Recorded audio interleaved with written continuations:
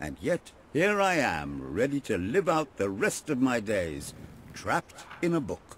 As far as I can deduce, we are currently in a scene from one of Morley's greatest romantic plays, the near tragedy of Oliver and Ethel.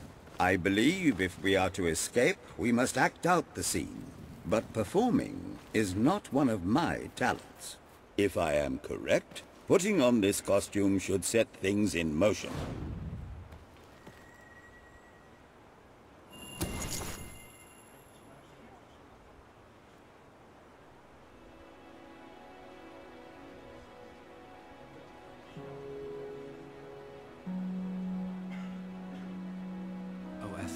My love, my life, my son, if thou wouldst but give me one sign, one gesture that would speak of your affections, then might I think this grey existence worth living.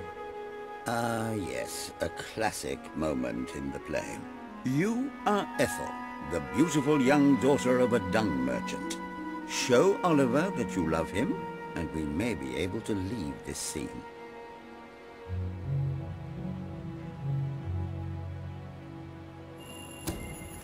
My heart is yours, my love.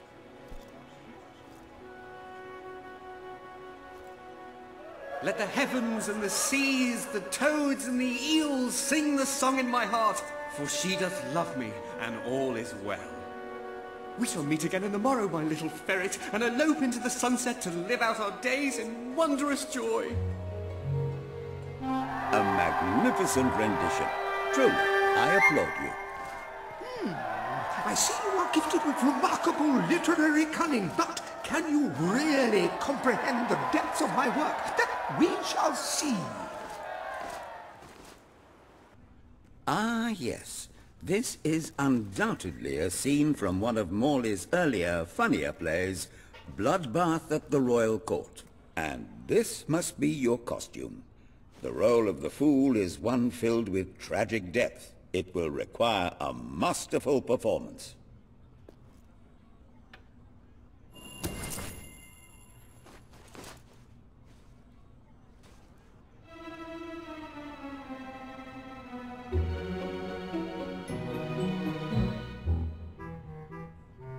What fresh insolence is this? Out of my throne, you impertinent buffoon! Stand before your king, and do your jester's duty.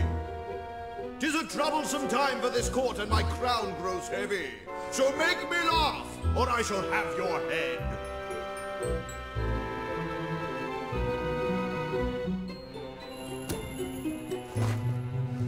Coochie coochie coo.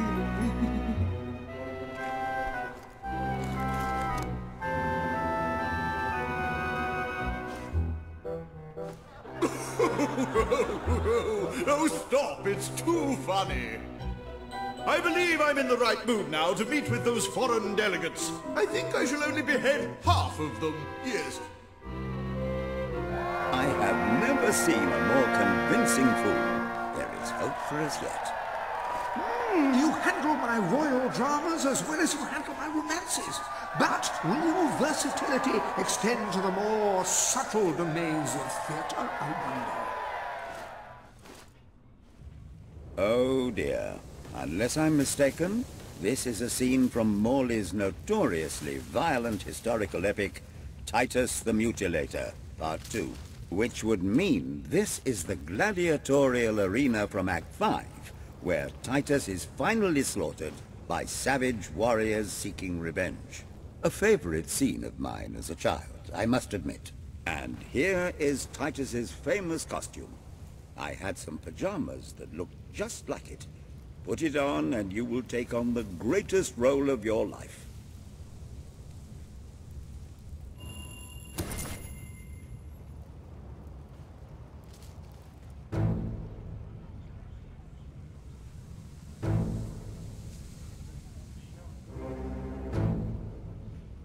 Titus! Thy pox-membered body shall pay for thy monstrous villainy. My son lies dead because of you. Now shall revenge be mine. Cold as your corpse and all the more flavoursome for it. Do try to make your demise convincing. I think you can beat us? You ain't got a chocolate's chance in a schoolgirl's dormitory. Oh, I see. Can't beat us in a fair fight, eh? No, you have to use cowardly magic and that. Yeah, too bad for you.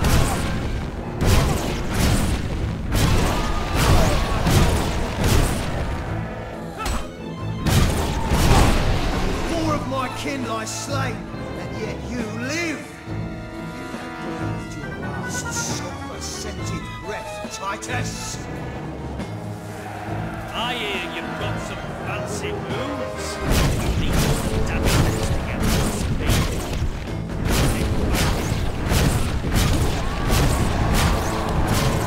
Wanna set me up?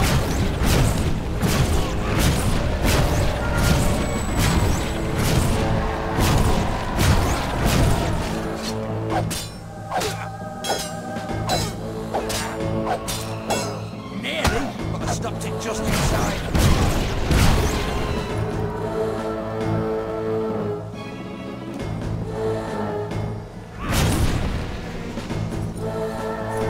All my men dead, my vengeance denied, my world undone.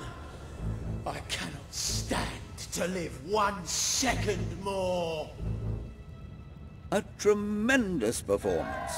That's just the ending I wanted to see when I was a young boy attending the theatre every weekend. I wonder what scene will follow now. Oh, what scene could possibly follow such a masterful rendition of my work? And the way you improvised some of those roles, you brought new life to my words. I stand in awe. You have earned the prize no mortal has ever been honored with before. My missing play. I entrust it to you, for I know that you will do it justice. I call it the Ham Sandwich. A metaphorical title, of course.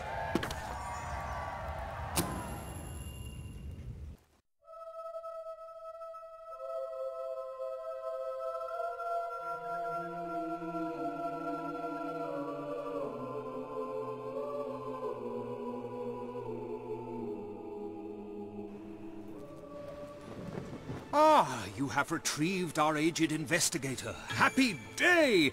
Have you, perchance, found... We're saved, Lambert! Oh, the joy in my bosom knows no bounds! Thank you 1,000,000 times! Thank you!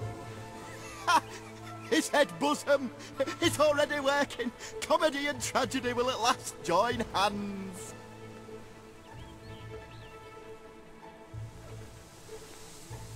Hark!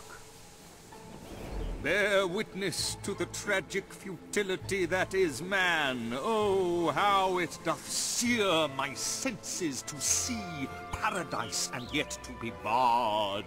That reminds me of a great joke. A guard, a monk and a chicken walk into a bar. Unfortunately, the bartender had had a mild heart attack that morning, so none of them get served. And yet what purpose doth heartache serve when the infinite dark blanket that is death falls softly upon our still beating core? That reminds me of another one. A corpse walks into a bar and says, "Can I have a lemonade?" "Certainly," replies the bartender. "I've never seen a stiff drink." And so endeth our happy sad play, which reminds us we are made of nothing but clay. There's time only for our fool to say, Great big giant bosoms! What the hell was that? Biggest load of old tosh I ever saw. It didn't even make sense. Worst play ever.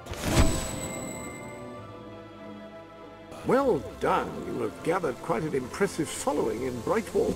This should be more than enough to convince this little hamlet to send aid to the dwellers. I'm beginning to understand I believe why Samuel awaits Philip you at the town Morley gates to express never that very published this sentiment. particular piece of work in his lifetime.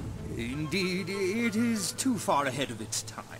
Perchance one day a civilization will rise with the broadness of brain to truly appreciate it. If you ask me, it was the tragic elements that let it down. One cannot argue with the comedy.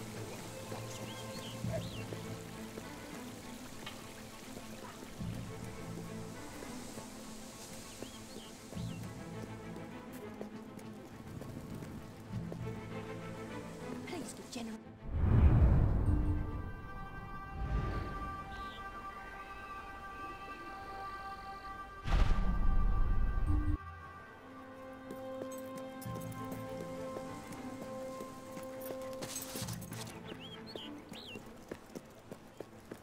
You have a very good heart. You won't find anything better in all of Brightwool than the stuff I'm selling right here.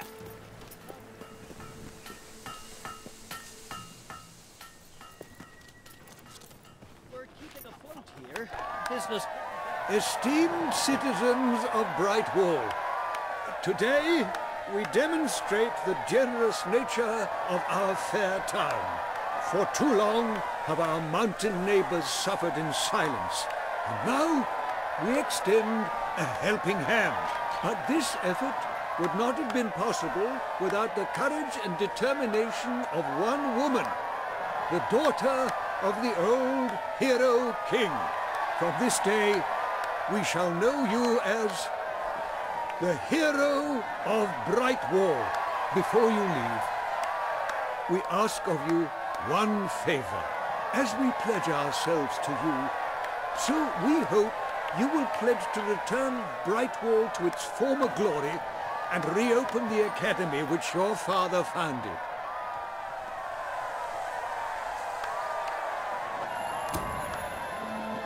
I will.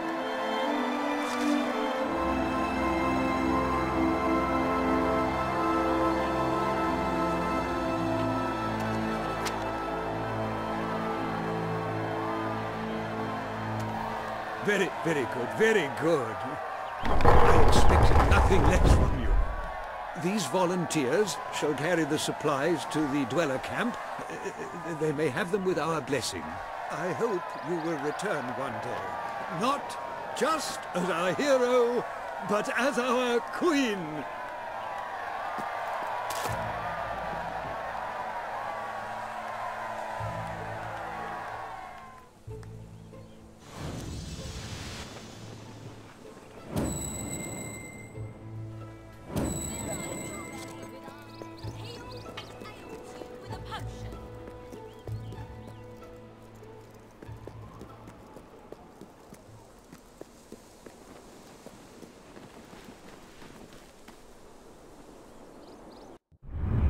You have done a wonderful thing for those poor people in the mountains. They will be overjoyed.